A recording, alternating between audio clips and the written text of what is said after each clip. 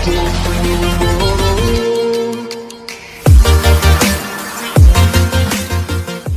saudara sekalian, senang sekali kita bisa berjumpa kembali pada kesempatan kali ini. Saya juga senang bisa kembali memberikan sedikit pesan buat saudara-saudara sekalian, dan saya rindu ini boleh memberkati kita semua. Organisasi Kesehatan Dunia atau WHO pada 11 Maret 2020 sudah mengumumkan COVID-19 sebagai pandemi global. Indonesia juga tidak luput dari wabah yang disebabkan oleh virus ini.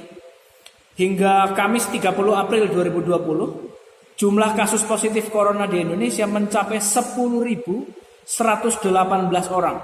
Dari jumlah itu sebanyak 792 orang meninggal dunia dan 1.552 orang lainnya dinyatakan sembuh. Sisanya masih dalam perawatan. Nah, virus ini COVID-19 tidak hanya menimbulkan masalah dalam bidang kesehatan saja. Ya, sekarang ini ada pembatasan sosial, ada himbauan seruan untuk tetap di rumah, social distancing, PSBB, pembatasan sosial berskala besar untuk mencegah meluasnya penyebaran virus ini. Ini juga pada akhirnya menimbulkan dampak pada sosial dan ekonomi. Nah, untuk pertimbangan kita saudara sekalian, akibat virus ini, pemerintah memprediksi akan ada penambahan 5,23 juta pengangguran di Indonesia. Nah, sekalipun begini, pemerintah menganggarkan sebesar 405,1 triliun rupiah untuk penanganan COVID-19, tapi pastinya akan tetap menghadapi kendala. Mengingat begini, jumlah penduduk Indonesia yang tercatat berjumlah 267,7 juta jiwa. Akan sangat berat beban bagi pemerintah untuk mengcover setiap warganya dengan fasilitas kesehatan dan pangan. Dan butuh waktu lama untuk nantinya bisa memulihkan keadaan kembali. Nah, kalau kita lihat, saudara-saudara bisa melihat keadaan sekarang baik melalui media sosial atau mungkin melalui cerita dari saudara-saudara yang ada di luar kota. Banyak orang mengalami kesulitan pangan sehingga muncul masalah baru. Kesehatan menurun, tingkat kriminal bisa meningkat. Dan kalau kondisi ini tidak kunjung membaik, akan timbul masalah sosial yang jauh lebih besar daripada yang sekarang kita sedang hadapi.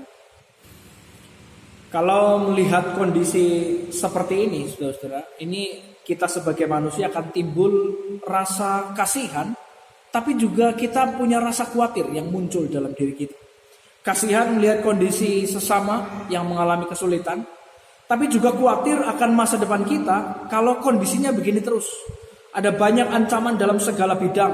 Semua bidang usaha hampir semuanya kena dampak negatif dari penyebaran virus ini. Jadi kita timbul rasa kasihan, tapi juga dalam diri kita timbul rasa khawatir, saudara-saudara sekalian. Nah, saya ingin membagikan sebuah kisah yang luar biasa dari Tuhan Yesus dan murid-muridnya, pengalaman mereka berjalan bersama-sama di dalam pelayanan. Dalam Matius 14 ayat 15 sampai 17. Matius pasal yang ke-14 ayat yang ke-15 sampai 17. Silakan saudara-saudara buka di Alkitab masing-masing dan saya akan membacakan bagi kita sekalian. Matius 14 ayat 15 sampai 17. Menjelang malam, murid-muridnya datang kepadanya dan berkata, "Tempat ini sunyi dan hari sudah mulai malam. Suruhlah orang banyak itu pergi, supaya mereka dapat membeli makanan di desa-desa." Tetapi Yesus berkata kepada mereka, "Tidak perlu mereka pergi, kamu harus memberi mereka makan." Jawab mereka, "Yang ada pada kami di sini hanya 5 roti dan 2 ikan." Nah, saudara-saudara sekalian, kalau kita membaca kisah ini kan kisah di mana dalam Alkitab diberi judul Yesus memberi makan 5.000 orang. Padahal pengikut yang ada waktu itu lebih dari 5.000 karena yang tercatat hanya 5.000 orang laki-laki. Nah, setelah Yesus selesai berkhotbah, hari menjelang malam, murid-murid timbul rasa kasihan kepada orang-orang yang mengikuti Yesus pada saat itu. Dan kemudian mereka muncul inisiatif begini, membubarkan kerumunan itu supaya mereka bisa cari makan sebelum gelap. Karena kalau nanti sudah gelap mungkin akan ada kesulitan-kesulitan bagi mereka untuk berteduh atau mungkin cari makan dan sebagainya. Itu inisiatif yang baik yang muncul dari para murid. Makanya para murid mengusulkan kepada Tuhan Yesus, suruh orang banyak itu pergi supaya mereka cari makanan di desa-desa. Masuk akal juga usul para murid, karena mengingat begini, mereka juga kekurangan makan. Yesus dan para murid juga tidak punya stok makanan yang banyak. Ya, kas mereka kalau menurut Injil Yohanes, kas mereka sekitar 200 dinar. Kemudian ada sumbangan dari seorang anak kecil, 5 roti dan 2 ikan. 5 roti dan 2 ikan untuk mereka, untuk Yesus dan 12 murid saja. Menurut saya sih kurang. Menurut saya kurang. Nggak tahu kalau menurut saudara-saudara sekalian. Menurut saya 5 roti dan 2 ikan untuk Yesus dan murid-muridnya juga kurang. Nggak cukup buat mereka. Apalagi Yesus dan murid-muridnya punya perjalanan yang bisa dibilang nggak ada henti-hentinya. Mereka berjalan terus. Mereka butuh cadangan anggaran. Mereka juga butuh cadangan makanan supaya bisa tetap makan sepanjang perjalanan pelayanan mereka. Nah, ini masa krisis, saudara-saudara sekalian. Krisis buat orang lain, tapi juga krisis buat mereka sendiri, para murid. Tapi di masa krisis seperti itu, Yesus justru memberi petunjuk yang luar biasa. Yesus berkata kepada murid-muridnya begini, kamu harus memberi mereka makan. Luar biasa. Murid-murid jadi bingung, karena yaitu makan untuk mereka saja masih kurang. Tapi Yesus justru bilang, oh jangan suruh mereka pergi, kamu harus beri mereka makan. Nah, saudara-saudara sekalian, kondisi yang sama juga sedang terjadi di masa kita sekarang ini. Keadaan bangsa kita ini sekarang sedang terdampak virus dan sedang mengancam juga sosial dan ekonomi.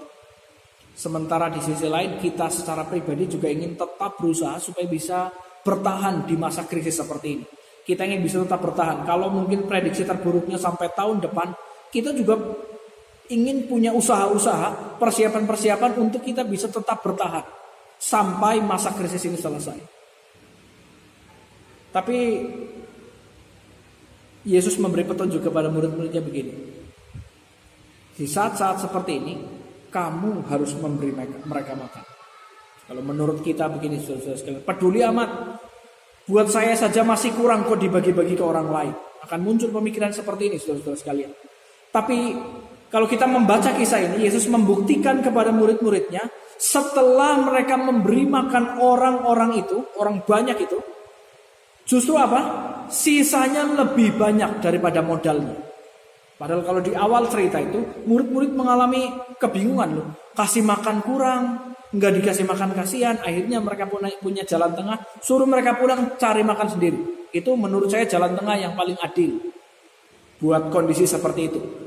Orang-orang yang mengikuti juga mungkin bisa cari makan. Yesus dan murid-muridnya juga tetap aman cadangan makanan mereka. Tapi Yesus justru memberikan petunjuk, kamu harus beri mereka makan. Jadi pada waktu mereka selesai membagi-bagikan, justru sisanya lebih banyak daripada modalnya. Pertanyaan buat kita sekalian, untuk kita mulai pikirkan secara sederhana begini. Kira-kira kapan roti dan ikan itu jadi banyak? Kapan? Apakah setelah Yesus berdoa? Menurut saya begini, kalau setelah Yesus berdoa roti dan ikan itu jadi banyak, berarti jumlahnya kan lebih dari 12 bakul, mungkin puluhan, bahkan mungkin ratusan bakul. Kalau setelah Yesus doa itu kemudian tiba-tiba jadi banyak, wah itu peristiwa yang konyol. Pasti Yesus kejatuhan roti dan ikan-ikan itu. Atau kapan? Waktu diterima murid-murid, waktu dibagikan kepada murid-murid, dipecah-pecahkan kepada murid-muridnya, kemudian di tangan murid-murid jadi banyak. Itu juga masih kondisi yang menurut saya tidak mungkin terjadi saat itu, karena itu aneh. Tapi kapan menurut kita, kapan roti dan ikan itu menjadi banyak dan kemudian bisa orang bahkan diceritakan makan sampai kenyang, sisanya 12 bakul? Kapan? Roti dan ikan itu jadi banyak ketika apa yang ada di tangan para murid itu mulai dibagi-bagikan. Ya, mulai dipecah-pecahkan, dibagikan. Ada lagi, dipecahkan lagi. Oh, masih ada lagi, dipecah-pecahkan lagi, ada lagi. Begitu terus sampai semua bisa makan sampai kenyang, bahkan sisanya 12 bakul. Jadi jumlah itu berlipat-lipat justru ketika mereka mulai mau membagikan apa yang ada di tangan mereka. Pesan saya buat saudara-saudara umat Kristen dimanapun Anda berada, saya berpesan, jangan rusuh minta-minta bantuan, ngotot-ngotot sampai melotot supaya masuk data miskin biar dapat BLT. Nggak usah. Kalau dikasih, puji Tuhan. Kalau enggak, kita percaya Tuhan akan cukupkan. Dalam Ibrani 13 ayat yang kelima, Ibrani 13 ayat yang kelima dikatakan seperti ini. Janganlah kamu menjadi hamba uang, dan cukupkanlah dirimu dengan apa yang ada padamu. Karena Allah telah berfirman, aku sekali-kali tidak akan membiarkan engkau, dan aku sekali-kali tidak akan meninggalkan engkau. Itu janji Tuhan. Aku sekali-kali tidak akan meninggalkan dan tidak akan membiarkan engkau. Jadi pesan saya ulangi lagi. Bagi seluruh umat Kristen dimanapun Anda berada, jangan rusuh minta-minta bantuan. Jangan ngotot-ngotot supaya dapat bantuan BLT. Jangan merubah-rubah data supaya kita ini masuk jadi data miskin demi bantuan. Justru kalau kita mengingat pesan Tuhan Yesus, tugas kita di masa sukar seperti ini. Yesus memberikan petunjuk di masa krisis seperti ini. Tugas kita adalah berbagi dengan sesama. Kita percaya Tuhan akan pelihara kita dengan caranya. Dan saya percaya itu lebih keren daripada kita ngotot maksa supaya kita dapat bantuan.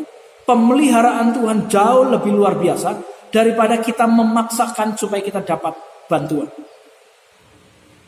Ayo kita bantu pemerintah atasi situasi seperti ini, karena kalau kita mengandalkan bantuan dari pemerintah itu butuh waktu. Dan pemerintah kan juga manusia yang terbatas, repot juga kalau ngurusin rakyat sebanyak ini. Belum lagi pejabat-pejabat, mereka juga manusia yang juga rentan dengan virus-virus seperti ini. Jadi mari kita bantu pemerintah. Ayo kita bagikan apa yang kita punya, kita bantu sesama. Ada orang yang kesusahan, kita bantu supaya semua orang bisa dicukupkan. Dan itu pesan Tuhan jauh sebelum krisis COVID-19 ini ada. Mungkin ada krisis-krisis yang berikutnya akan datang. Maka pesan Tuhan adalah peduli sesama. Ayo berbagi. Dan itu menjadi petunjuk dari Tuhan untuk kita bisa melewati masa-masa krisis. Sebagai pesan terakhir, saya akan mengajak saudara-saudara untuk kita membuka sebuah ayat. Matius 25 ayat 37 sampai 40. Matius 25 ayat 37 sampai 40. Matius 25 ayat 37 sampai 40. Saya akan bacakan buat saudara sekalian. Maka orang-orang benar itu akan menjawab dia, katanya, Tuhan, bila manakah kami melihat engkau lapar dan kami memberi engkau makan, atau haus dan kami memberi engkau minum? Bila manakah kami melihat engkau sebagai orang asing dan kami memberi engkau tumpangan, atau telanjang dan kami memberi engkau pakaian? Bila manakah kami melihat engkau sakit atau dalam penjara dan kami mengunjungi engkau?